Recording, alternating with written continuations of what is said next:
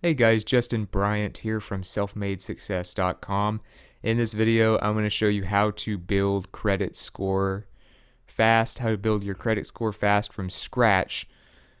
Or if you're not starting out from scratch, this will also really help you as well, just understanding how credit works in the US. If you're outside the US, these may or may not work for you. You need to look at your own laws, but your credit score is a huge part of your life, whether you're taught much about it or not.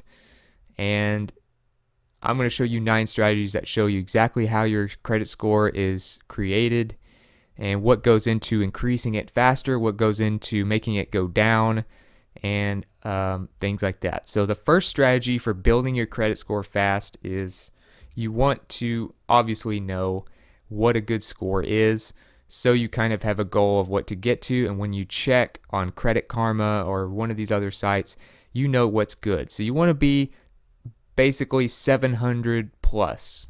That's about the area you want to be in. That'll help you qualify for just about anything you want to qualify for within reason. And if you're around the 500s or lower 600s, you need to work on it. So that's just a quick reference. That'll help you know what's good and what's not. The first thing that can help you obviously is just understanding the different elements. There's a few different elements to determining your credit score.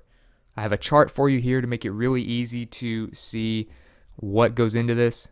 The biggest part of it is your payment history, of course. Do you pay on time? How much do you pay? Amounts owed, almost as big as your payment history. Your amounts owed, how much debt do you have? How much of your credit are you using, and things like that. How much do you depend on it? Your length of credit history, how long have you been doing this? How long have you been using credit? How responsible do you seem to be with your credit? New credit, types of credit, what kind of loans do you have? What kind of purchases are you making with credit? What are you paying? What are you paying off? Those are the types of things that determine your credit score and the actual impact each one of these elements has. So it's about 5 main elements to this that I'll be referencing, and I'll show you how to maximize them all. So number 2, you want to use less than 30% of available credit. So this is kind of a big rule. And let's say you have a $1,000 credit line on your card. You don't want to use more than, say, $300 or $400 of that, because that will possibly hurt your score if you go up over 50%. So keep it around 300 to 400 for every 1,000 or so, and just go for that 30% mark. Stay around that area. It doesn't have to be less necessarily. Just try to not go over 50, but less than 30 can actually increase your score a little bit if you consistently stay under that number, but you're still being active in using it. Over 50 hurts your score. Over 80 is basically like maxing it out to credit reporters, and you don't want to ever go over that number. You don't want to go over 50, much less 80. 80 is basically maxing it out, even though it's not necessarily the entire credit line. So a few things you need to look at as far as this goes. Nerdwallet.com, one of the best websites for learning about credit and kind of comparing cards and things like that. I'll be referencing a few resources from them. But this page here is about 5 tips for winning the credit utilization game. I recommend you read this. I'll have a link to it for you, but you need to be aware of, how much you're charging, what percentage that is. They have a tool here that you can use based on your utilization.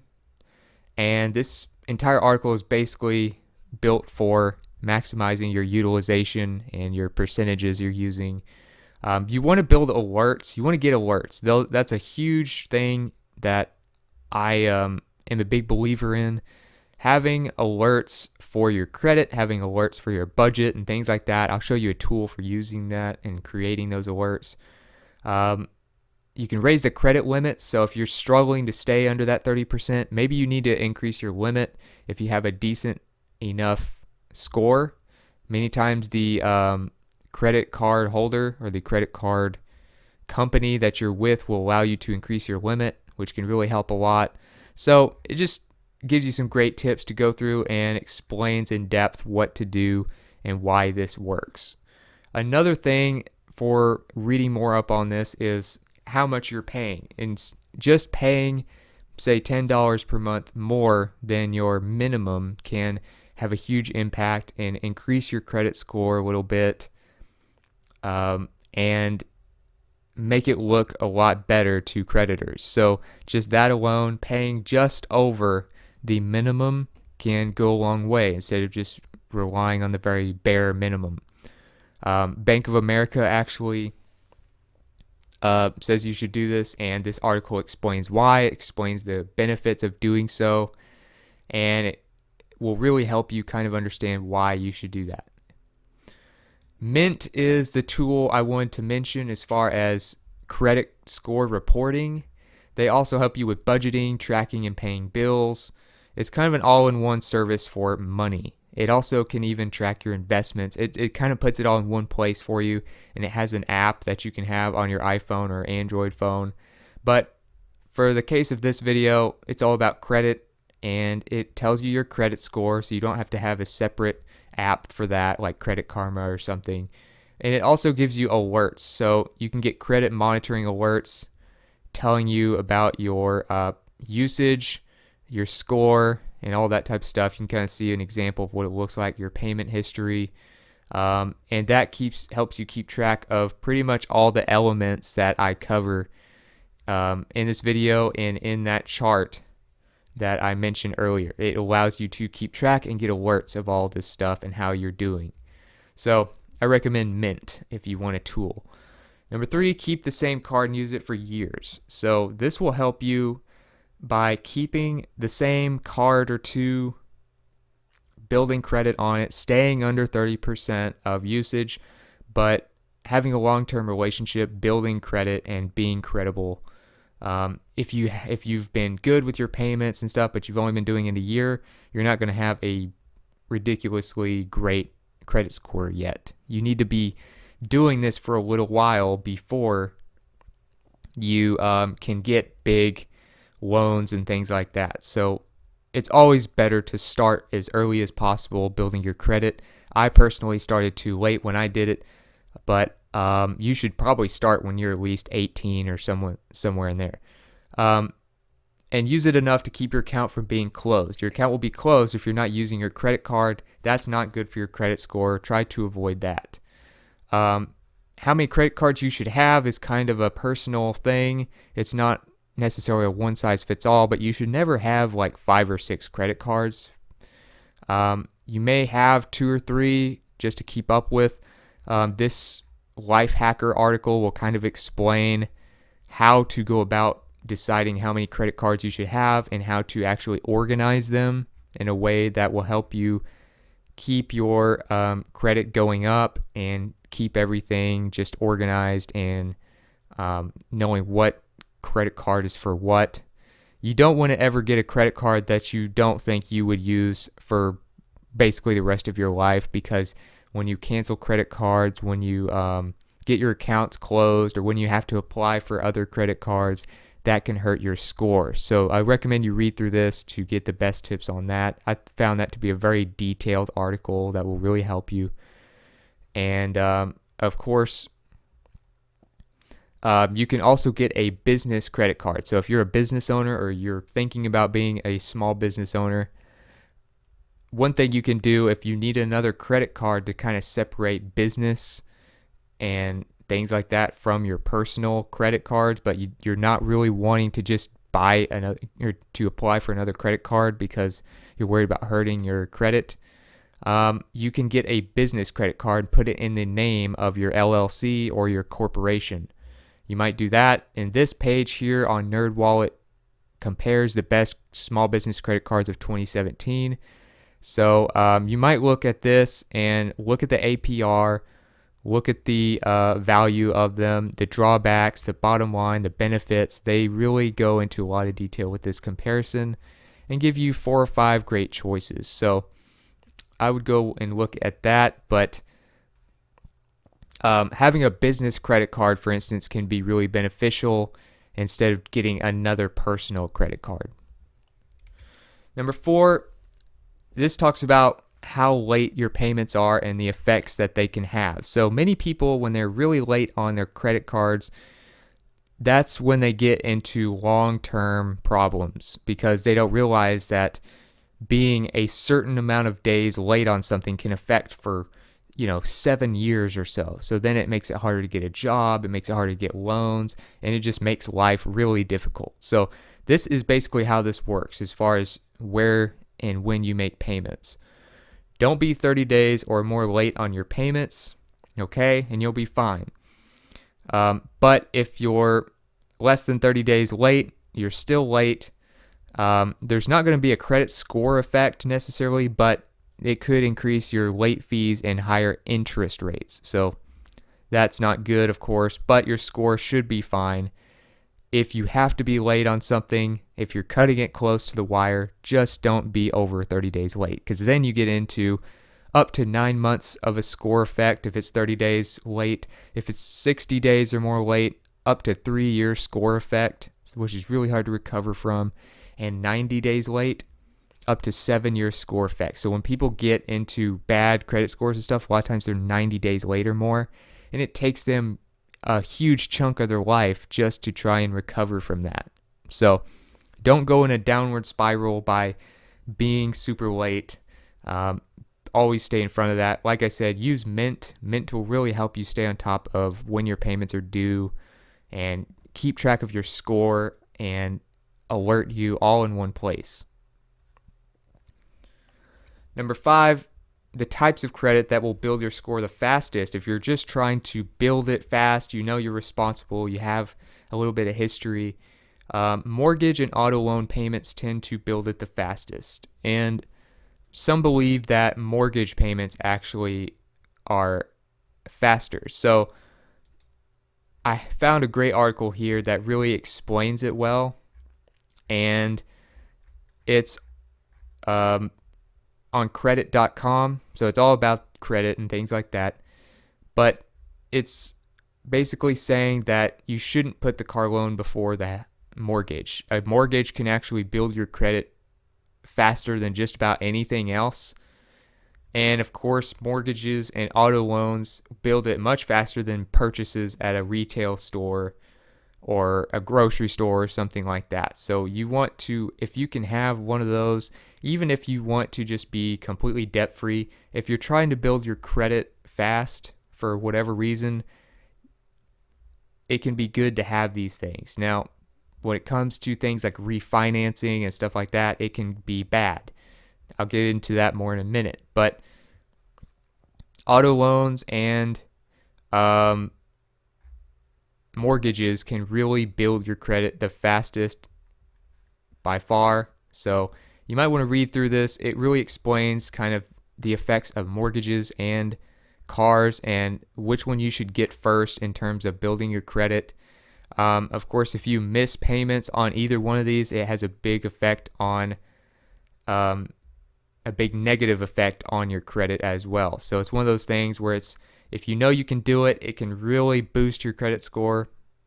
If you aren't sure, you shouldn't do it because it can take a big hit if you miss 1 or 2 payments.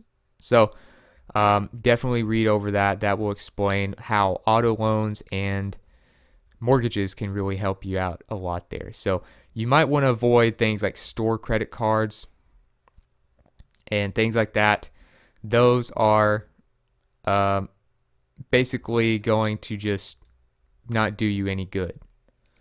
So getting into that, number 6, avoid department store cards because of the high interest, because of the temptation for bad purchases. It's pretty funny how when we get a store credit card like that, we tend to want to just put everything from that store on the credit card. So we end up buying a lot of things we don't need, and pretty soon you're at a point where you can't make all the payments, or you're maxing out your card, or you're using a percentage of your card that's too high. Maybe it's over 50%. Just because you have a lot available doesn't mean you should be using that, because it'll hurt your credit score. It's hard to do that when you have store-specific cards. If you get one from, say, Dick's Sporting Goods or something like that because you shop there pretty often, or if you go to get a Best Buy card, it's you might think that's going to really help your credit, and it can establish a credit history if you're starting out for the first time. I've known people who would start with, say, a Best Buy card, for instance, and they started good and they got their credit score up over 700 and did well. But you don't want to rely on those. And even if they have good perks and things like that, they always have high interest rates. And so you end up paying a lot more for the purchase than you would have just paying it outright. The credit limits are really low, so it's really hard to stay under that 30%. And of course, the temptation. So this post here will really weigh the pros and cons for you. I recommend you read this. I'll have a link to it for you. It's on bankrate.com, but it's called Store Credit Cards. Are they a good deal? So you might rethink what it's like to have a store credit card if you read this post and you take into account that there's quite a few cons compared to benefits as far as that versus just a regular bank credit card or something like that. Number 7, minimize new credit inquiries. So you don't want to apply for new credit when you're building it, and it can affect your score. So as far as if you go to myfico.com, which of course covers all of this stuff, credit cards, home and auto loans, things like that, you don't want to apply for a lot of that stuff all the time. If you do it, you want to make sure you have a really good score already, and you don't want to ride the line with that. If you're in the 600s or something, you probably don't want to apply for new lines of credit much. You want to use, the same couple of credit cards like for basically your whole life. You don't want to have a bunch of cards. You don't want to be opening a bunch of cards and getting new credit lines. It's just more to keep up with, and it can hurt your score.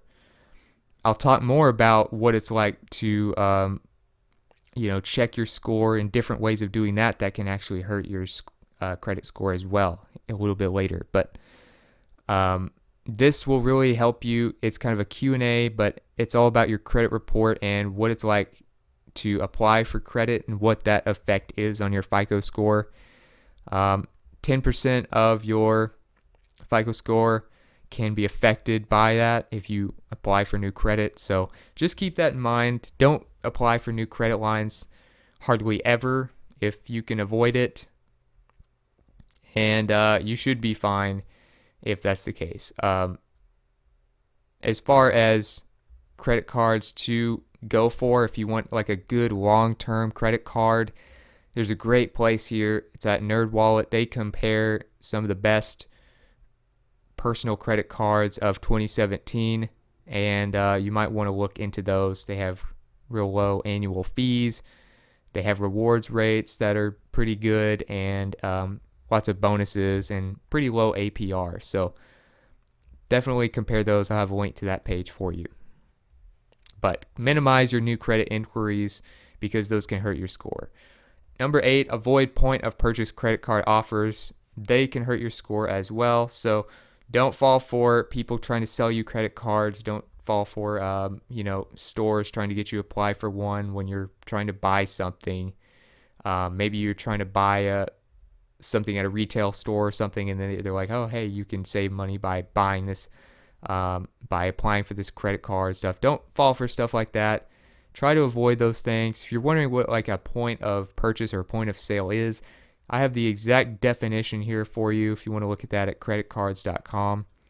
It's basically where the sale is consummated, and they offer credit card applications to the consumer at the point of sale. So that's kind of what I'm talking about when people offer you credit cards when you're about to buy something or in a retail store or something. Avoid that because that can hurt your credit score.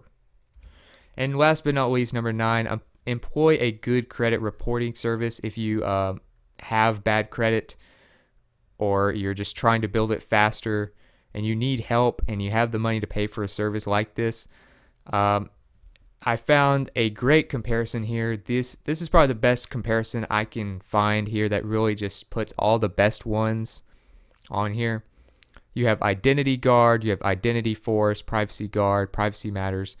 You need to really watch out for scams. There's a lot of scams in the credit area, but these are top companies. They are reviewed very well. All the different things that they provide are listed on this page.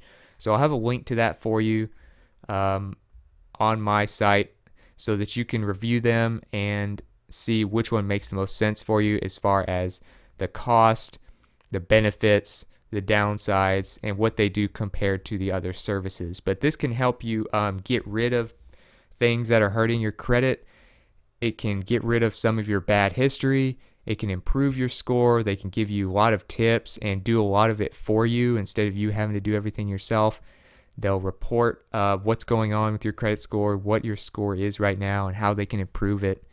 And, they just work on your behalf to maximize your credit as well as possible. So you might want to even get a service to do all of this for you. As a clarification, to kind of clarify a myth about credit, checking your score does not decrease it. So a lot of people think that when you check your credit score on Credit Karma or Mint or whatever, it's going to hurt your score, and it's not, because there's two different types of inquiries towards your credit. One of them does hurt it in some cases, one of them does not. A soft inquiry is when you check your own score. You're not trying to apply for anything. So if you check it on Credit Karma, you have it on Mint, automatically checking. Those types of things don't hurt your credit score. But if you're making a hard inquiry, basically you're about to get a loan, you're about to get a mortgage, you're about to refinance a house, that can lower it a few points. So keep that in mind. Be efficient as possible when you're making hard inquiries, and realize that can actually affect your credit score, while just checking your score for yourself and not making any kind of, big inquiries towards loans or anything like that won't hurt it. Credit Karma, I've mentioned them a few times. I'll have a link to them. They have a great app. It's free to use. You can use their website, and it has free credit scores. So if you don't want to use like an all-in-one tool like Mint, you can try Credit Karma, completely free service that you can use on your phone or on any device that will help you check your credit score. And like I mentioned earlier in the video, you want to be around 700 area to be at the max best score. So other than that, if you got something from this video, if you feel like you learned something about credit, please like and subscribe so I can create more videos like this for you to help you make more money, to improve your lifestyle and things like that. If there are some other ways that you can improve your credit score fast or build it fast that I didn't mention, or if you just want to let me know what you thought about the video, let me know in the comments. I'd love to hear from you. I'm always looking for feedback to help improve these videos for you. And all of this information, all of the video notes, links, resources, and related content to this video will be on one page for you at selfmadesuccess.com. You can find that page in the first couple sentences of the video description. The link will take you directly there. Other than that, I hope you enjoyed the video, and I hope you have a great day.